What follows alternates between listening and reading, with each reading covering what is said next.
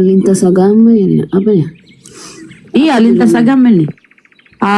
Kristen, Tuhannya Kristen terkutuk. Ngeri kali ya. Silakan. Iya, ngeri ya. Galatia 3:13. Bunda Kristen? Muslim? Enggak lah, Muslim. Oh, saya Kenapa sendiri tuh, Bun? Muslim. Saya sendiri yang Kristen sini ya. Iya, ini Bang Dep, Muslim apa Kristen Bang Dep? Saya Kristen. Baik, ini ada dua ya Kristennya. Silakan Bunda bertanya aja. Kebetulan nggak ada temanya, mengalir aja ya. Silakan bertanya. Siapa tahu ada yang jadi unek-unek ya tentang Islam, tentang literasi Islam, atau mau ditanya silakan. Bang Dep begitu juga sama. Silakan. Ya, saya hanya menanggapi aja ya. Kalau ada pertanyaan saya jawab, gitu kira-kira. Oh gitu. Gurunda monitor Gurunda. Gurunda. Iya siap. Ada yang siap ditanyai tentang kekristenan kan? Ada ini dua. Bunda Karyana sama Bang Dep. Oh iya. Di dalam Bible di Matius 28 nomor 19 ada yang disebut amanat agung. Pergilah ke seluruh bangsa, ke seluruh dunia, jadikanlah seluruh bangsa menjadi pengikutku. Yang ingin saya pertanyakan, kita disuruh menjadi pengikut siapa? Pengikut siapa? Kita disuruh jadi pengikut siapa di situ, Bu? Pengikut, kalau Kristen bilang pengikut Bapa di sorga, pengikut Yesus juga. Kalau pengikut Bapa di surga itu kan berarti harus menjadi Yudaism, penganut kitab Tanak milik orang Yahudi. Karena bukan Bapa yang berfirman kepada kitab-kitab kanon, begitu juga kepada Paulus. Berarti akan terjadi kontradiksi karena firman Bapa yang datang kepada orang Yahudi itu hanya untuk Bani Yakub, bukan untuk seluruh bangsa. Jadi kontradiksi. Jadi nggak nyambung kalau di situ adalah Bapa yang mengajak kita untuk jadi pengikutnya. Karena ajaran yang datang kepada Bani Israel hanya untuk Bani Yakub. Oke, menurut Bapak siapa? Kalau menurut saya sih seperti yang dilakukan oleh Kristen hari ini, menjadi bukan hamba Tuhan, melawan hukum Tuhan yang datang kepada orang Yahudi, kemudian menyembah kepada sosok makhluk yang bernama Kristus, maka saya katakan bukan menjadi pengikut Tuhannya Yahudi, tapi pengikut iblis. Kalau menurut saya, karena hanya iblis yang mengajarkan untuk tidak menyembah kepada Tuhan, gitu Ibu. Oke, boleh saya tanggapi agak sedikit panjang ya. Kenapa? Ya, silakan. Disuruh pergilah ke segala bangsa. Nah, pada mulanya di sorga, yang ada di sorga itu adalah Bapa, diciptakan Lucifer, diciptakan Bapa Yesus melalui anakku engkau hari ini kuperanakkan, dan malaikat-malaikat. Nah, di sorga timbul pertentangan, yaitu kecemburuan sosial, kecemburuan dari Lucifer terhadap anak, yaitu Yesus. Nah, sehingga dengan timbulnya awal mula dari dosa adalah kecemburuan. Nah, akhirnya singkat cerita Lucifer jatuh ke bumi kita ini, karena bumi kita inilah yang paling termudah diciptakan. Jadi kita harus tahu sejarah penciptaan. Nah, Bapa itu tidak Alfa dan Omega. Yesus berasal dari Bapa. Dia berumur dan dilahirkan melalui kata-kata. Jadi kalau kita sebagai manusia ini selalu siapa bidannya? Nah, siap. Jadi melahirkan itu nggak harus dari rahim. Yesus pada saat belum lahir sebagai manusia, dia dilahirkan Bapa melalui kata-kata, anakku engkau hari ini kuperanakkan. Nah, dengan pertentangan dari Lucifer dan Yesus, sehingga Lucifer jatuh ke dalam dosa ke bumi ini. Nah, coba ingat dulu, diciptakan Adam dan Hawa. Wahai Adam dan Hawa, beranak pinaklah engkau, penuhilah seisi bumi ini. Itu titahnya Tuhan kepada Adam dan Hawa. Tapi Adam dan Hawa melakukan dosa di Taman Eden sehingga diusir. Mereka melahirkan anak-anak yang berdosa. Nah, turun-temurun lah, lahir si Kain, lahir sini, dibuat di Alkitab itu. Nggak semua dibuat, tapi lahirlah anaknya si Kain. Itulah kita ini sekarang. Nah, pada saat air bah, Nabi Nuh mengatakan, bertobatlah kalian, masuklah ke sungai, ke bahtera ini.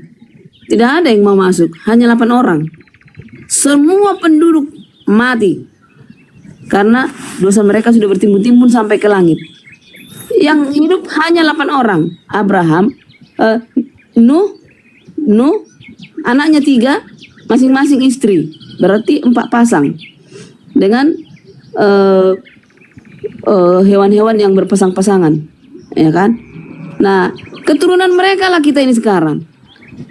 Nah, setelah diurutkan di Alkitab ini, versi Alkitab ya, setelah diurut-urutkan, dari turunan siapakah bangsa Cina, dari turunan siapakah Indonesia, barang turunan siapakah yang Yahudi. Nah, kita urutkan si Ham, Hem, Japet, yang 3 anaknya ini, keturunannya ini. Kalau si Nuh kan nggak mungkin lagi beranak kan. Anak yang 3 inilah. Udah pasti berbeda, kulitnya pun berbeda. Nah, kita urutkan dari mulai pertama kali adalah Bapa percaya adalah Abraham. Itu dari si Set. Abraham lah menurunkan, itulah terjadi keturunan 12 suku Israel, yaitu Israel. Nah, di luar itu, menurut Alkitab, itu kafir. Yang ada adalah keturunan dari Israel, yaitu 12 suku, termasuk orang Yahudi. Nah, jadi Yahudi sendiri tidak mengenal Yesus. Sudah sampai datang ke bumi ini, lahir melalui Maria, malah mereka menyalibkan. Jadi kalau nggak tahu sejarah penciptaan, sejarah pertentangan di sorga, tidak akan mengerti masa lalu, masa sekarang, dan masa yang akan datang. Inilah dibuat iblis supaya kita keliru semua manusia ini. Kira-kira begitu, Pak. Mohon ditanggapi. Iya, baik. Jadi di awal tadi Ibu sudah menyatakan sesuatu yang tidak sesuai dengan data ketika Anda mengatakan di surga di situ ada Yesus. Yesus itu ada nanti setelah manusia Maria itu ngeden, baru ada Yesus. Makanya dikatakan Yesus di dalam Yohanes 8:42, aku datang bukan atas kehendakku sendiri. Berarti Yesus statusnya adalah ciptaan yang menjadi daging. Inilah konsep yang diajarkan oleh Kristen secara turun-temurun, yaitu membantah dalil kitab sendiri. Dan saya melihat penyampaian Ibu ini hanya doktrin doang. Adapun data yang Anda bawa Mazmur 2 nomor 7, kalau kita ingin jujur mengatakan, itu tidak dikatakan aku telah memperanakkan. Itu nggak ada dalam bahasa Ibrani, itu nggak ada. Itu penambahan Lembaga Bible Indonesia. Tapi tak apalah. Tapi tak apalah, saya anggap Ibu ini adalah seorang yang penggiat gereja tapi bukan pendalam materi Bible. Karena yang Ibu uraikan panjang lebar itu justru tidak sesuai dengan apa yang ada di Bible. Nah, yang saya tanya, kita ini mau jadi pengikut siapa? Jadikanlah seluruh bangsa menjadi pengikutku. Ini yang minta diikuti siapa? Pak, kalau kita mau mengikuti Yesus anak Maria, berarti kita harus menjadi Yudaism. Ibadah kita harus Sabtu, tempat ibadah kita harus sinagoge, kita harus bersunat, gak boleh makan babi, harus menyembah kepada Elohim saja, percaya kepada Yesus hanya utusan Tuhan saja, dan Pas tidak itu, bisa Pak. jadi Kristen. Saya Advent. Nah, kalau Pas. itu pun kalau Advent kan hanya menyembah kepada kepada Tuhan saja dan tidak menyembah kepada Tuhan oke. utusan Tuhan. Sabar Boleh Bu, saya- gantian kita. Gantian kita Ibu. Advent ini lebih parah lagi dari Kristen-Kristen yang lain. Jauh Masih lebih apa? parah Kristen. Tunggu dulu. Izinkan saya mengurai. Sebagaimana saya mengizinkan Ibu mengurai. Kenapa? Orang Kristen ini adalah orang yang mengutuk Taurat, tetapi menjilat Taurat, munafik. Coba Anda lihat kitab saudara dalam Galatia 2 nomor 21. Apa yang dikatakan oleh pendiri agama Kristen di sana? Paulus. Dia dengan jelas mengatakan bahwasanya jika engkau mengharapkan kebenaran di dalam Taurat, maka sia-sialah kematian Yesus. Aku tidak dikatakan di situ. Sekiranya ada kebenaran oleh hukum Taurat, kalau ada kebenaran di hukum Taurat, kata Paulus nih, maka sia-sialah kematian Kristus. Jadi kalau menjadi seorang Advent yang masih menjilat kepada Taurat, berarti konsekuensinya adalah harus mengakui sia-sia kematian Kristus. Jadi Advent ini adalah sekte yang paling konyol di antara seluruh sekte yang ada di Kristen. Kalau Kristen itu percaya diri, ketika mereka melepaskan Taurat, karena memang Taurat itu kan hanya untuk Bani Israel, mereka benar-benar melepaskan dan menjadi Kristen sejati. Tapi kalau Advent masih menggunakan Taurat, tapi juga percaya kepada kematian Kristus. Berarti lupa dengan pesan Paulus Galatia 2 nomor 21. Aku tidak menolak kasih karunia Tuhan. Sebab sekiranya ada kebenaran oleh hukum Taurat, maka sia-sialah kematian Kristus. Malah dikatakan sekali lagi dalam Galatia 5, kita lihat di dalam Galatia 5 itu Paulus berani. Ungkapan Paulus ini sangat-sangat mematikan kemudian langkah seorang Advent. Kenapa? Dia mengatakan, kamu lepas dari Kristus jikalau kamu mengharapkan kebenaran oleh hukum Taurat. Kamu hidup di luar kasih karunia. Jadi kalau Advent masih membawa hukum Taurat, apa kata Paulus? Kamu lepas dari Kristus jikalau kamu mengharapkan kebenaran oleh hukum Taurat. Jadi Kristen sejati itu yang gak sentuh-sentuh Taurat lagi. Jadi kalau Advent ini masih menyentuh Taurat, kami Advent, kami masih begini. Ya, Paulus sendiri mengatakan, kamu lepas dari Kristus. Kamu keluar dari kasih karunia. Bahkan sia-sia kematian Kristus. Kalau kamu mengharap ada kebenaran dalam hukum Taurat itu. Nah ini lagi-lagi saya katakan, materi ini memang sakit buat Advent. Tapi mau kayak mana? Itu kan terus dalam Bible, bukan saya ngarang. Nah, sayangnya Advent ini memang jarang belajar Bible. Hanya doktrin saja. Silakan.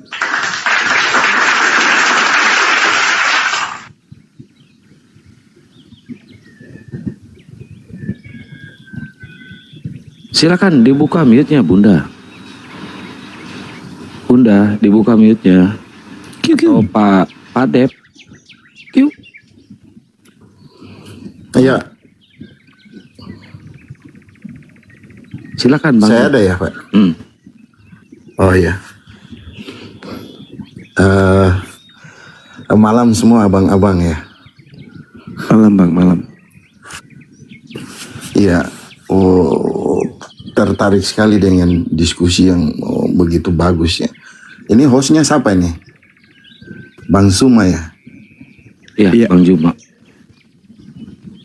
Iya. Iya. Iya. Mohon maaf, Bang Suma ya. Bang Suma yang tadi sebagai host ya. Iya, Maksudnya yang barusan menyampaikan penjelasan tadi betul Bang. menyangkut Alkitab dan sebagainya gitu, menyangkut kekristenan dan sebagainya. Gitu ya. Iya Bang. Bang Suma ya? Saya Bang. Halo. Iya.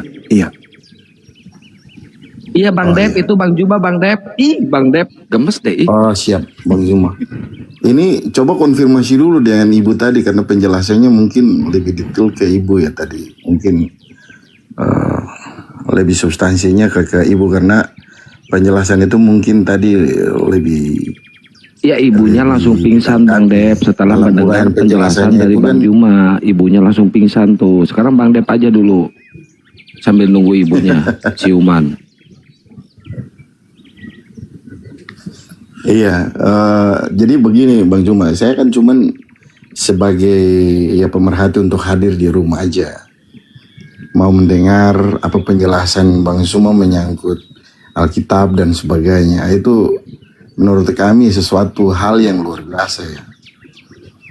Sesuatu hal yang luar biasa. Seorang muslim yang by data kemudian bisa memahami Alkitab itu luar biasa. Nah ini satu pertanyaan dari saya gitu Bang Juma, boleh ya? Ya, silakan Bang, silakan. Saya butuh penjelasan. Penjelasan gini, Bang Juma cukup memahami tentang Alkitab, apalagi tentang Al-Quran gitu. Nah, saya minta dari Bang Juma tolong menjelaskan tentang apa itu kelemahan daripada Alkitab dan apa kelemahan daripada Al-Quran, gitu. Baik, saudara. Jadi gini,